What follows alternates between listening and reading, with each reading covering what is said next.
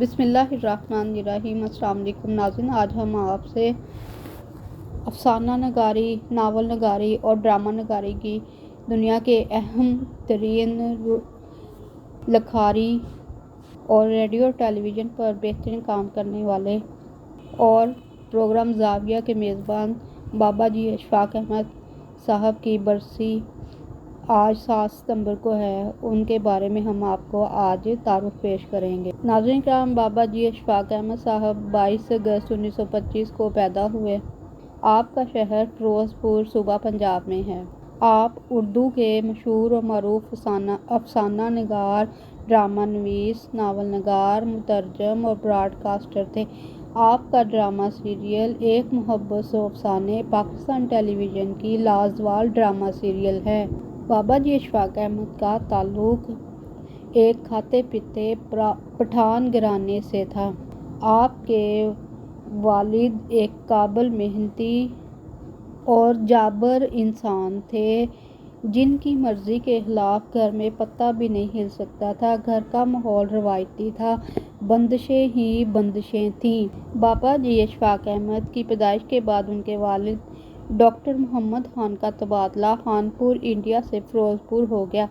اشفاق احمد نے اپنی تعلیم کا آغاز اسی گاؤں فیروزپور سے کیا اور فیروزپور کے ایک قصبہ مکستر سے میٹرک کا امتحان پاس کیا۔ حمید بتاتے ہیں کہ اشفاق احمد کا حویلی نما آبائی مکان محلہ ہجارہ وادی پتی میں واقع تھا۔ اس ایک منزلہ مکان کے سامنے ایک باڑہ تھا جس میں گھوڑے، بھینس اور دوسرے جانور بندھے رہتے۔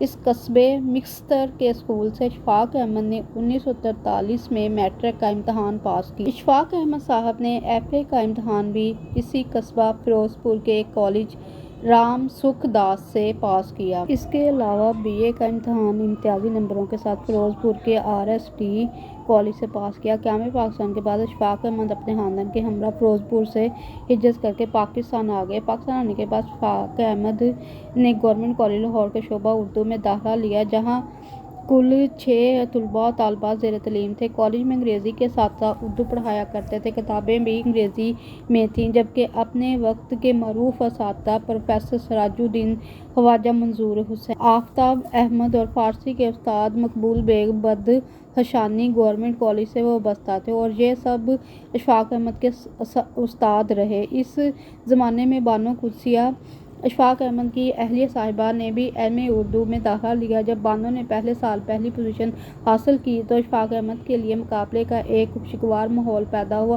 انہوں نے بھی پڑھائی میں توجہ کرنی شروع کر دی، جس کا نتیجہ یہ نکلا کہ سال کے آخر میں اشفاق احمد اول نمبر پر رہے، جبکہ بانو قدسیہ نے دوسری پوزیشن حاصل کی۔ یہ وہ دور تھا جب اورینٹل کالج پنجاب یونیورسٹی میں اردو کی کلاسیں ابھی شروع نہیں ہوئی تھیں۔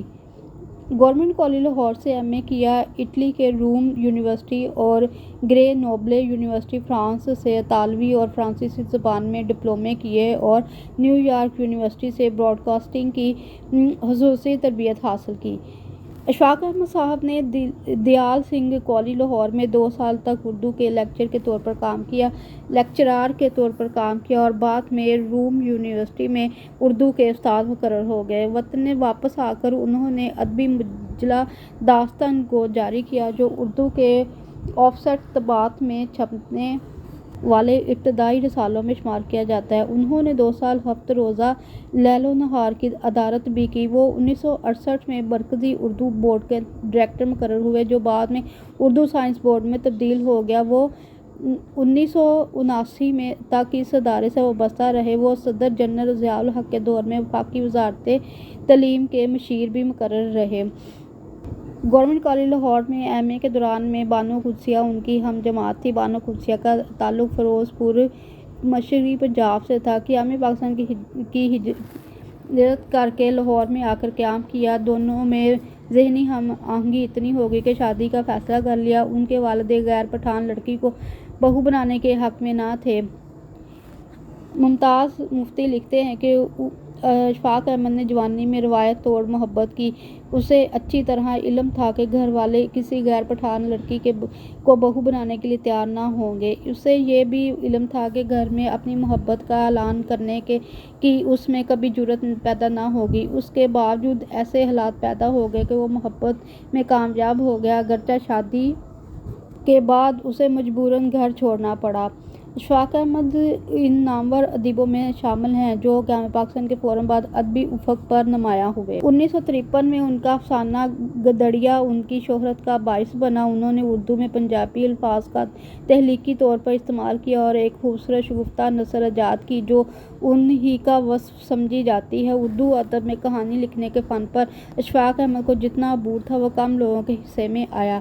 ایک محبت سو افسانے اور اجلے پھول ان کے ابتدائی افسانوں کے مجموعے ہیں۔ بعد میں سفر در سفر، کھیل کہانی، ایک محبت سو ڈرامہ سیریز اور طوطا کہانی ڈرامہ سیریز ان کی نمایاں تصانیف ہیں۔ 1965 میں انہوں نے ریڈیو پاکستان لاہور پر ایک ہفتہ وار فیچر پروگرام تلقین شاہ کے نام سے کرنا شروع کیا، جو اپنی محسوس طرز مزاح اور دو معنی گفتگو کے باعث مقبول عام ہوا اور 30 سال سے زیادہ چلتا رہا۔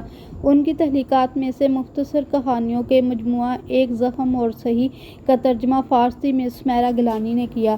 آسودگی، ایک ہی بولی، ایک محبت سو ڈرامے، ایک محبت سو افسانے اور ڈرامے، بند گلی، بندانہ زمانہ، ڈھنڈورا، ڈینگا مشتی، گدڑیا، گلدان، حیرت کدہ، حسرت تعمیر، جنگ بجنگ، کھیل تماشا، گھٹیا وٹیا، من چلے کا سودا، مہمان سرائے، ننگے پاؤں، پڑاؤ، سفر در سفر، سفر مینا، شہر آرزو، شہلا کوٹ، شوارا شواری، سبحانے فسانے، طلسم ہوش افزا، طوطا کہانی، اچے برج لاہور دے، ودا جنگ، زاویہ نمبر 2، زاویہ نمبر 3۔ 60 کی دہائی میں اشفاق احمد نے دھوپ اور سائے نام سے ایک نئی طرح کی فیچر فلم بنائی جس کے گیت مشہور شاعر منیر نیازی نے لکھے اور طفیل نیازی نے اس کی موسیقی ترتیب دی تھی اور اداکار کبھی ہاں اس میں پہلی مرتبہ ہیرو کے طور پر آئے تھے۔ اس فلم کا مشہور گانا تھا اس پاس نہ کئی گاؤں نہ دریا اور بدریاں چھائی ہے، تاہم فلم باکس آفس پر ناکام ہو گئی۔ 70 کی دہائی کے شروع میں اشفاق احمد نے معاشرتی اور رومانوی موضوعات پر ایک محبت سو افسانے کے نام سے ایک ڈرامہ سیریز لکھی اور اسی کی دہائی میں ان کی سیریز طوطا کہانی اور تیرے من چلے کا سودا نشر ہوئی۔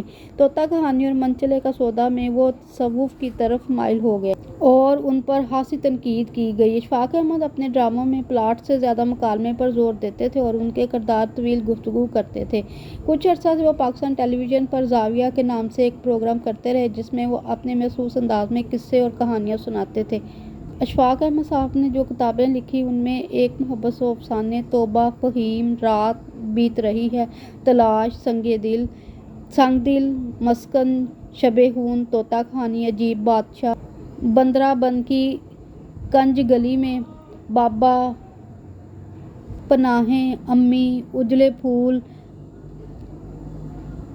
گلٹیریا، تنکا، حقیقت، ست، نویش، توشے، بلے، صفدر، ٹھیلا، گدڑیا، برکھا، ایلویرا، سفر مینا، اٹوٹ مان، قاتل، قصہ نیلدم نیتی، چور، مانوس اجنبی، بیاں جانا، محسن محلہ، 5 میل دور، کالج سے گھر تک، گاتو، خانگی سیاست، مسرور مرثیہ، شازیہ کی رخصتی، بغیرت، مدت خان، بندر لوگ، ڈھور ڈنگر کی واپسی، رازداں، پل صراط اور پاسپورٹ، وکھو وکھ، قصہ شاہ مراد اور ایک احمق چڑیا کا مہمان عزیز، بیک گراؤنڈ، زرناب گل، دم بہود، بدلی سے بدلی تک، چاند کا سفر، سہیل کی سالگرہ، پھلکاری، داؤ، اپنی ذات، رشوت،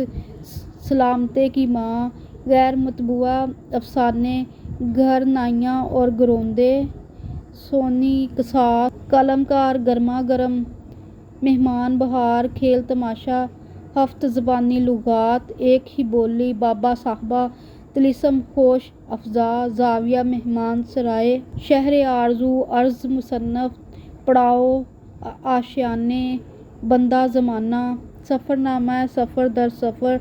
तराजम आपने जो किए हैं वो हैं वदाए जंग, चंगेज़ खान के सुनहरी शाहीन, दूसरों से नबा। आपने जो शायरी की उनकी किताबों के नाम ये हैं गटिया वटिया, खटिया वटिया। टीवी ड्रामे जो किए वो हैं एक मोहब्बत सौ अफसाने, किला कहानी, टाली थल्ले, ऊंचे बुर्ज लाहौर दे, नंगे पाँव और ड्रामे, हैरत कदर, तोता कहानी, बंद गली, शाला कोट, मेहमान सराय, मनचले का सौदा, तलकीन शाह, गुलदान, जंग बजंग, हसरत तामीर, ढींगा मुश्ती, डिंडोरा, शोरा शोरी, जाविया। फीचर फिल्म जो आपने बनाई वो है धूप और साए।